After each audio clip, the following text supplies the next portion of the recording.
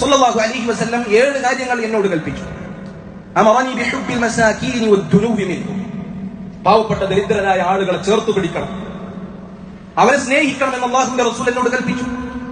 വഅമറനി അൻ അൻദുറ ഇലാ മൻ ഹുവ ദൂനി വലാ അൻദുറ ഇലാ മൻ ഹുവ ഫൗഖി.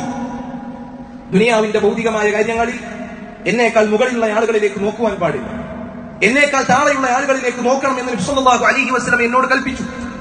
വഅമറനി അൻ അസില റഹിമ വഇൻ അദ്ബറത്. കുടുംബക്കാരായ ആളുകൾ എന്നിൽ നിന്ന് അകന്നുപോയാലും അവരോട് ബന്ധം ചേർക്കണം എന്ന് അല്ലാഹുവിന്റെ റസൂൽ സല്ലല്ലാഹു അലൈഹി വസല്ലം എന്നോട് കൽപ്പിച്ചു. വഅമറനി അല്ലാ അസ്അല അഹദൻ ശൈഅ.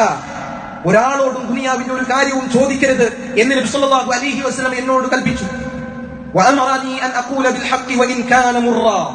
സത്യം അതെത്ര കൈപ്പേറിയതായാലും സത്യം മാത്രമേ പറയാവൂ എന്ന് അല്ലാഹുവിന്റെ റസൂൽ സല്ലല്ലാഹു അലൈഹി വസല്ലം എന്നോട് കൽപ്പിച്ചു. വഅമറനി അല്ലാ അഖാഫ ഫില്ലാഹി ലൗമത ലായിം.